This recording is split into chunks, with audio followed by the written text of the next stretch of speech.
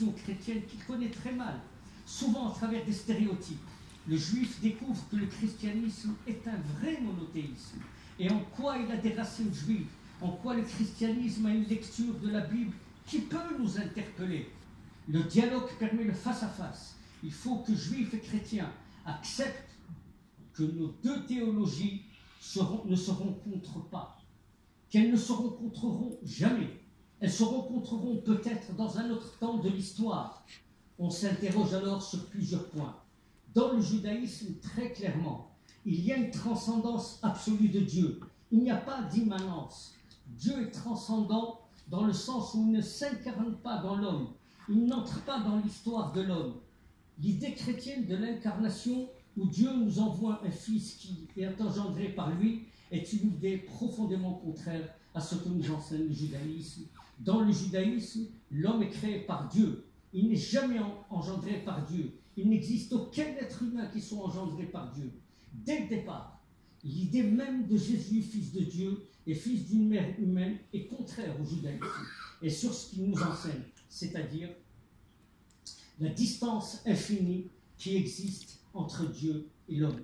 Le judaïsme part du principe de la transcendance absolue de Dieu et en conséquence, l'idée chrétienne de l'Immaculée Conception, de la virginité de Marie, de l'incarnation de Jésus, Jésus, fils de Saint-Esprit, sont des principes contraires à la tradition juive.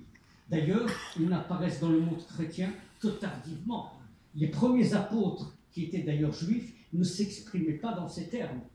Dans le judaïsme, l'espérance messianique ne s'est pas encore réalisée. Nous vivons dans un monde encore inachevé, imparfait, un monde à reconstruire, un monde à refonder. Il est encore un monde de l'aliénation, de l'oppression et de la souffrance. Mais nous avons, si nous juifs, nous avons un espoir messianique, mais nous ne vivons pas dans un monde qui a connu la rédemption, mais dans un monde qui est en attente de la rédemption. La loi, la mitzvah, c'est ce qui permet aux hommes de vivre ensemble, de construire un monde meilleur. La loi n'est pas simplement une convention établie par les hommes. La loi mitzvah, ce n'est pas simplement un épisode de l'histoire humaine. La mitzvah, c'est le fondement même de l'existence humaine collective. L'idée dans le judaïsme que le monde ne pourrait avoir ni compréhension, ni sens sans la notion de la mitzvah, de la loi. Le christianisme part du principe que l'amour, la grâce, la miséricorde remplacent la loi et que la foi remplace la législation. Le judaïsme, au-delà d'une vision émotionnelle, considère que la loi, ce n'est pas la froideur. C'est au contraire la chaleur des liens humains fondés sur des exigences. Le judaïsme, c'est la foi d'un peuple, pas celle de l'humanité. Ce que nous voulons, nous juifs, c'est améliorer le peuple d'Israël pour qu'il soit en mesure de transmettre à l'humanité ses valeurs. Et il ne s'agit pas de transformer l'humanité en futur peuple d'Israël. Les chrétiens demeurent convaincus qu'à l'avenir, l'humanité reconnaîtra l'évangile, la vérité de l'évangile. Nous, juifs, nous ne pensons pas qu'à l'avenir, l'humanité reconnaîtra la vérité de la Torah. Ce n'est d'ailleurs ni notre espoir, ni notre désir. À la fin du dialogue, chacun demeurera ce qu'il est. Nous nous sommes enrichis. Les juifs restent juifs et les chrétiens restent chrétiens. L'espoir, c'est de réduire les tensions, supprimer la haine, abolir l'antagonisme et reconnaître les différences dans la dignité, dans la légitimité. La vérité, ce n'est pas le consensus. La vérité, c'est la dimension qui nous permet de pacifier nos désaccords. Quel enjeu, quel défi pour demain. Pour la première fois de notre siècle, voit des églises tenir un langage positif sur le peuple juif, le reconnaître comme celui qui n'a pas cessé d'être le partenaire de l'alliance de Dieu. Des amis chrétiens commencent à me poser des questions qui sont les suivantes et qui sont des questions neuves. Comment se définit l'Église quand elle affirme que le peuple juif n'a pas cessé d'être le peuple de Dieu? Comment confesser Jésus sauveur tout en reconnaissant l'actualité de l'existence juive pour le salut des nations? Comment penser une eschatologie qui ne soit pas un triomphe du christianisme sur le judaïsme? Pour bien des chrétiens, parler des juifs, c'est parler des contemporains de Jésus, pas ceux d'aujourd'hui.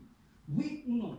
Le peuple juif est-il encore aujourd'hui l'Israël de Dieu et le peuple éternel de l'éternelle alliance du Sinaï? Chers amis, il y a incontestablement une mutation radicale dans le regard des églises. En ce qui concerne le judaïsme, il convient dans le monde juif d'amorcer une mutation.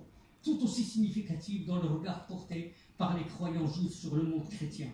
Il est important que ces autorités spirituelles, ces institutions, ces écoles, ces moyens de communication, ces penseurs continuent à réfléchir à une nouvelle vision du christianisme, en donnant une vision éclairée. Il faut aller vers une éducation du rapprochement. Nos écoles juives sont étrangères au dialogue judéo-chrétien. La coexistence ne doit pas être uniquement pragmatique. Nous, juifs, nous devons continuer à comprendre que nous ne pouvons pas avoir un rapport avec les chrétiens uniquement pour leur signifier ce qu'ils n'ont pas fait, leurs lacunes et leurs tâches. Il faut aller vers un renouveau de la rencontre. Chers amis, nous vivons un moment exceptionnel de l'histoire des relations entre l'Église et la synagogue.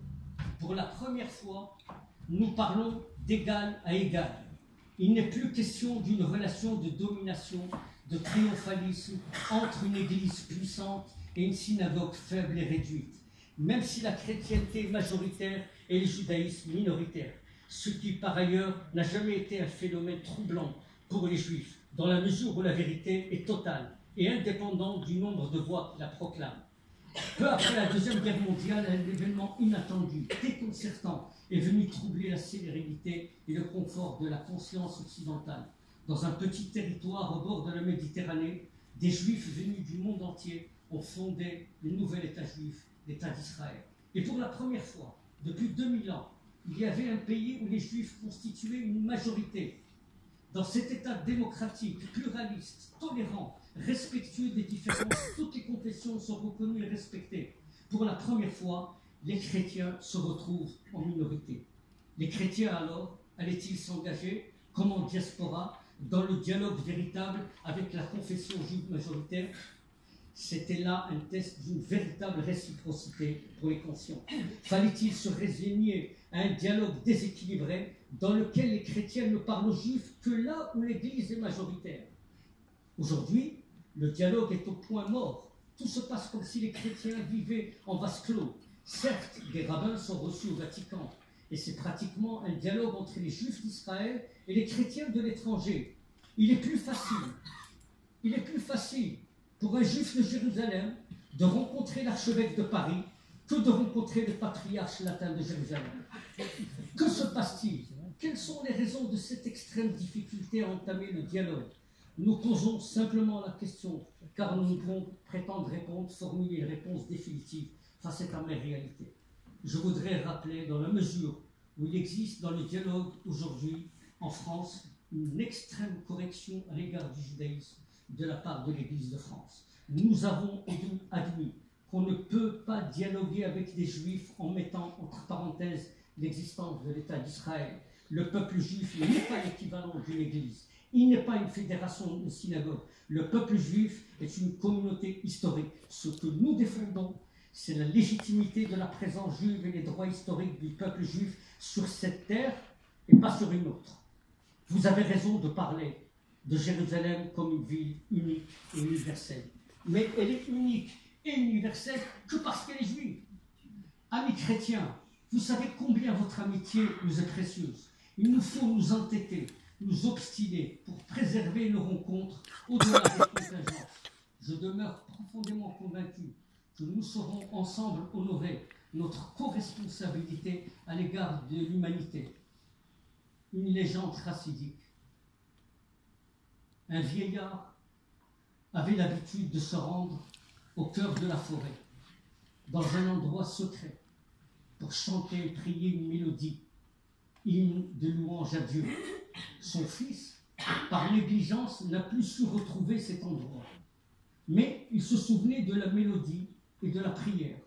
Le petit-fils fredonnait l'air, mais avait oublié la prière et l'endroit. L'arrière-petit-fils avait tout oublié.